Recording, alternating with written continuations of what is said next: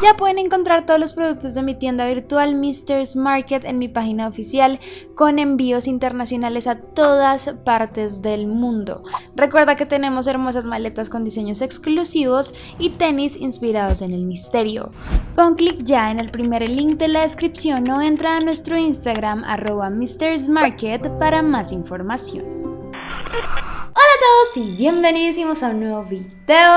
El día de hoy un nuevo caso misterioso que debo decir que me impactó demasiado. Yo lo he visto, que me lo han sugerido como hasta que más no pueden y finalmente lo voy a hacer. Y ya entendiendo como la historia y viendo todo lo que ocurrió es realmente impactante, como el pasado, como lo que hay detrás de que es bastante duro, pero bueno, les iré contando poco a poco. Como vieron por el título, es sobre las niñas de alto hospicio. Le hubiera puesto psicópata de alto hospicio, pero es el riesgo de que desmoneticen el video y se los oculten, entonces pues la idea es que no, entonces vamos a ver si funciona. Pero bueno, antes de comenzar no olviden seguirme en todas mis redes sociales, saben que tengo 1000 millones de redes, y lo más importante que es suscribirse a este canal y activar la campana de notificaciones para que les avise cuando subo video. Y bueno, ahora sí, sin más que decir, comencemos.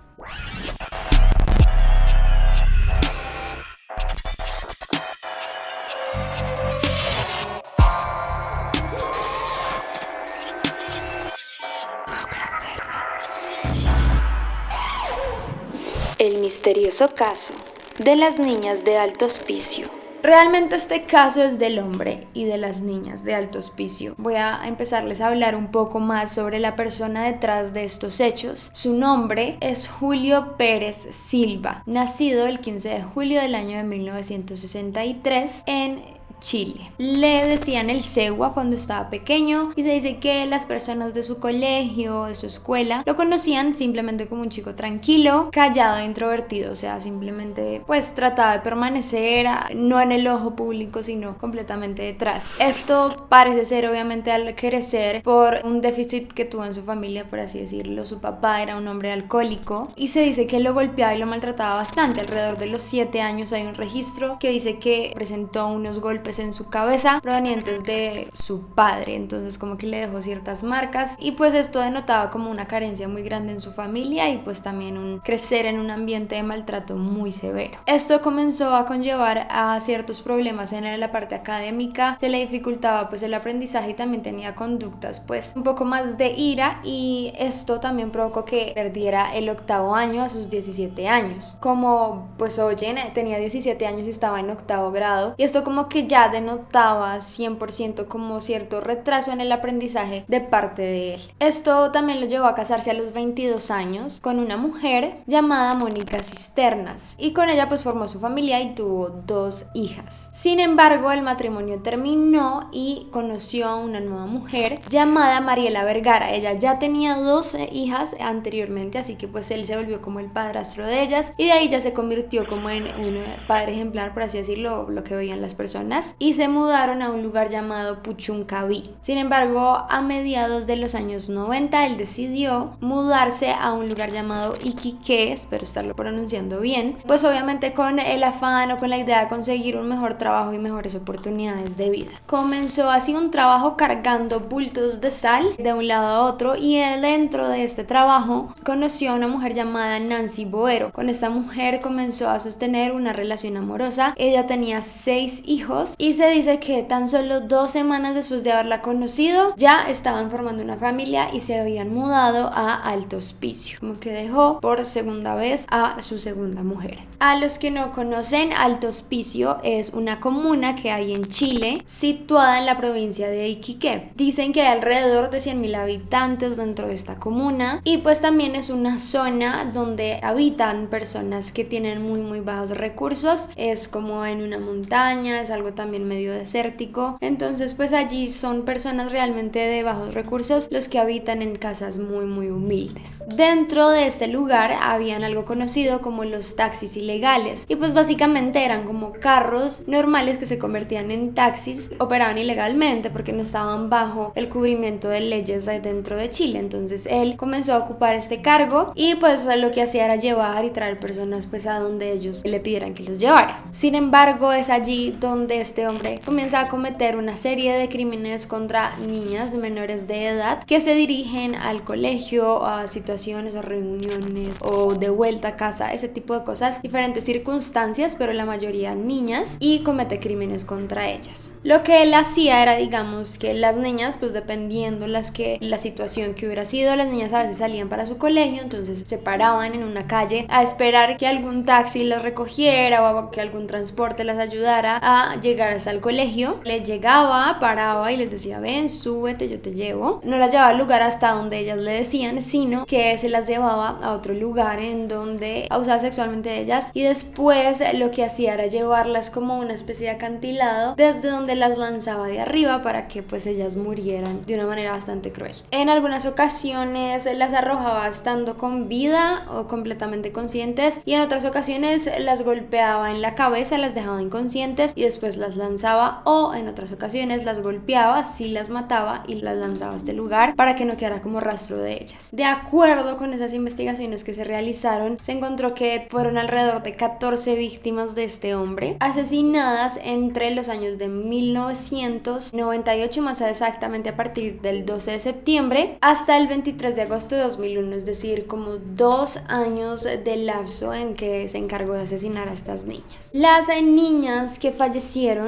tenían entre 14 y 24 años, y hubo una mujer que era de 45 que también fue asesinada por este hombre. En cuanto a los casos particulares de cada uno, fueron los siguientes. No están en orden, pero pues más o menos para que entiendan. El 16 de septiembre del año 1998 recoge a una niña llamada Graciela Montserrat. Ella tiene 17 años y, según cuentan, él le ofreció dinero para que tuviera sexo con él. Sin embargo, la chica aceptó, pero la intención de ella era robarle el dinero a él y no tener relaciones. Él se percató de esta situación y lo que hizo fue pues violarla, luego la golpeó y finalmente pues la dejó allí sin vida, abandonando su cuerpo en la playa. Otra de las víctimas tuvo los sucesos el día 24 de noviembre de 1999 y se llamaba Macarena Sánchez. Tenía 14 años y pues, al igual que muchos de los casos, lo que hizo ella fue parar este taxi ilegal, decirle que por favor la llevara a la escuela o al liceo, y pues en ese momento, en ese trayecto, lo que él hizo fue amenazarla con un cuchillo y pues luego la llevó a un lugar recóndito, abusó sexualmente de ella y finalmente la amarró y la lanzó por este acantilado que les digo que tiene alrededor de 220 metros de profundidad, obviamente perdiendo la vida en la caída.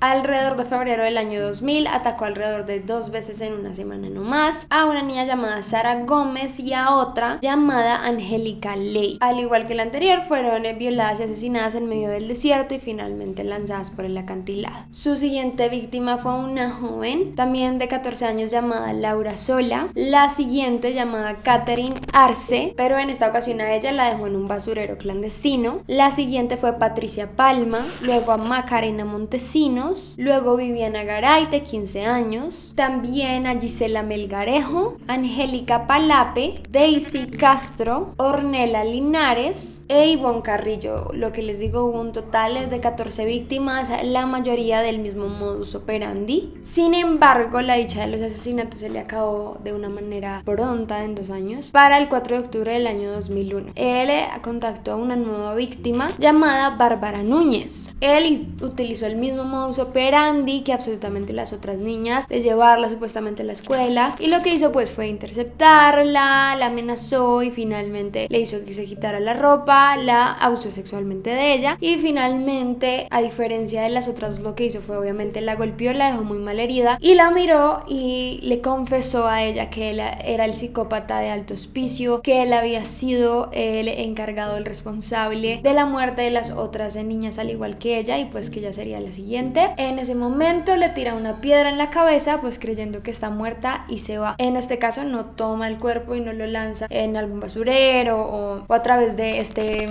risco, nada, sino que la deja ahí. Bárbara, sin embargo, sobrevive, se levanta tiempo después, desde que él la golpeó, varias horas después, muy desubicada, obviamente completamente llena de sangre y adolorida, pero se levanta y pues el instinto de supervivencia lo activa al 100%, tratando de buscar a alguien que la ayude. Obviamente la encuentran, la llevan al hospital y ella les cuenta que fue atacada por el psicópata de alto hospicio, que sabe quién es, el hombre le confesó quién era, así que pues a ella lo que hacen es tomarle exámenes del ADN del semen que le queda después del abuso sexual que concuerdan con el de este hombre, y pues así logran abrir una investigación. Antes de ella irse al hospital, se sube a una camioneta que es la que la lleva a este hospital, y el psicópata había vuelto a la escena del crimen. Él había como caído en cuenta y dijo, no, qué tal que la haya dejado viva. Entonces se estaba devolviendo y se encontró con que ella se estaba subiendo a este carro para que la llevara al hospital. Obviamente él entró en pánico, no pudo hacer nada, y lo que hizo fue correr a su casa y se cortó el pelo, se cortó la barba, se cambió un poco el aspecto para que no lo reconocieran. Sin embargo, habían varios datos, uno del ADN que se había obtenido de este hombre de las partes íntimas de la niña, y por otro lado pues la información que ella había brindado, cómo se veía el hombre, cómo se veía el auto en el que la recogía, y había un detalle muy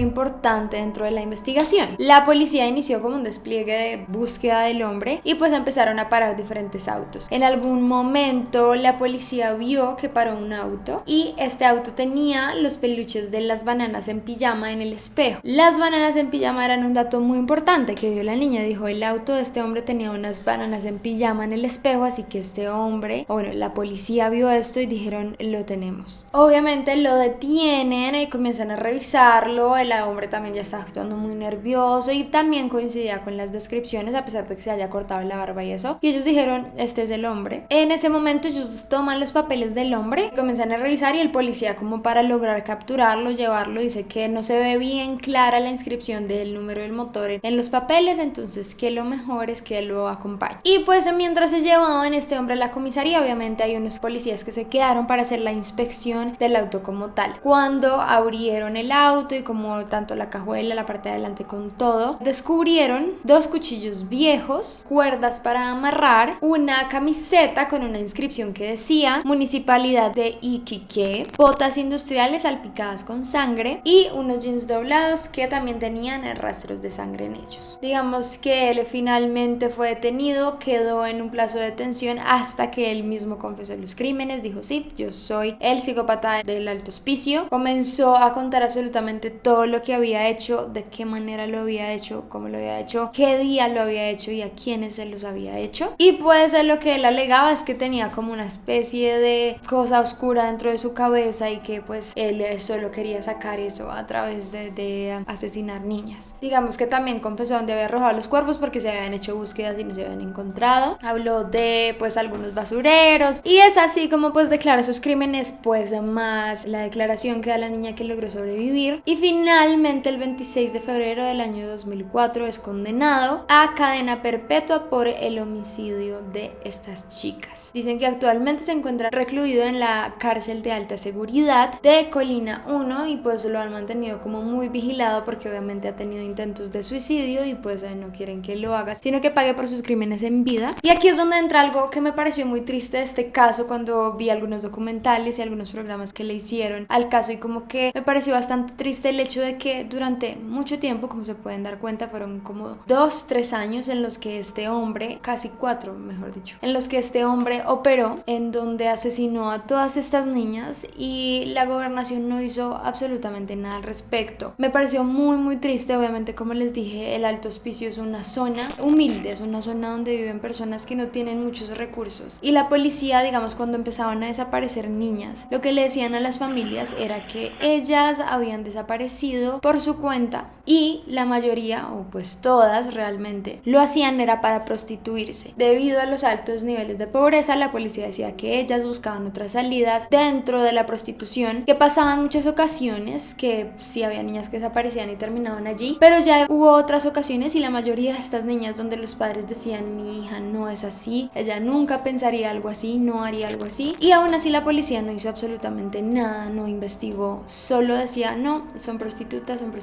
y se quedaban con los brazos cruzados. Obviamente las familias eran muy humildes, no podían pagar por abogados o por personas que lograran defender y ayudarles a buscar a sus hijos. Te genera mucha impotencia el no poder hacer nada al respecto por la clase social. Los padres les tocaba quedarse de brazos cruzados, ellos mismos les tocaba desinvestigar y encontraban que su hija estaba muerta, o simplemente como que nunca hallaban respuesta hasta que ya encontraron a este hombre y pues lo condenaron. Entonces eso fue una polémica gigante porque durante mucho tiempo el gobierno gobierno no hizo nada. Ya cuando se descubrió esto, ahí sí el gobierno fue todo, perdón, como que les tocó pedir disculpas por lo que habían dicho y decían no fue correcto, pero realmente siento que no fue algo sincero y es muy molesto y muy triste porque son personas que simplemente no tenían los recursos, pero estaban buscando justicia y estaban pidiéndole y rogándole al gobierno que les ayudaran a buscar a sus hijas. Entonces me pareció muy doloroso el caso, más que todo por esto, simplemente por una condición social que la policía y el gobierno no hagan nada al respecto. Y nada, la familia está esperando con un dolor inmenso y sin saber absolutamente nada de sus hijas, hasta que pues ya este hombre, después de casi 4 años de estar haciendo estas cosas, pues es condenado y capturado. Obviamente al caso le han hecho varias cosas, como les digo, programas documentales que pueden encontrar en YouTube. Dicen que para el 22 de julio de 2008 se estrenó una miniserie llamada La Cacería, Las Niñas del Alto Hospicio. También una cadena llamada TVN hizo un especial sobre esto llamada El Taxi y pues la emitieron en el año 2003, entre pues otros programas, shows o reportajes que han hecho sobre el tema, que pues me dolió ver bastantes porque se notaba el dolor de muchos papás que no pudieron hacer nada en ese momento y pues simplemente perdieron a sus hijas y lo único que recibieron del gobierno no fue como una ayuda, sino un ay, discúlpenos, la embarramos, a la próxima las buscamos bien. Entonces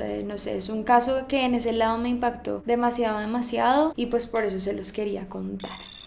Pero bueno, hasta aquí el caso de las niñas de alto hospicio, el psicópata de alto hospicio. Bastante triste el final, es porque me molesta mucho cómo la clase social puede afectar algo así. Simplemente no se le da el derecho a alguien de buscar a otra persona porque no tiene los recursos, o se ignora el caso y ya después es como, ay sí, perdón. Entonces pues nada, si les gustó el caso muchísimo, no olviden dejarme gustar los deditos arriba. También comenten ustedes qué piensan de todo esto, qué otros datos me faltaron porque no soy experta y pues obviamente no, tal vez dije algo que no era, o tal vez también dije algo o no mencioné algo importante. Entonces déjenlo en los comentarios para todos enriquecernos de más información. No olviden seguirme en todas mis redes sociales, saben que tengo 1000 millones de redes y lo más importante, suscribirse a este canal y activar la campana de notificaciones para que les avise cuando subo video. Y bueno, esto es todo, muchas gracias por verme, no olviden seguir esos sueños y nos vemos en el próximo. Bye.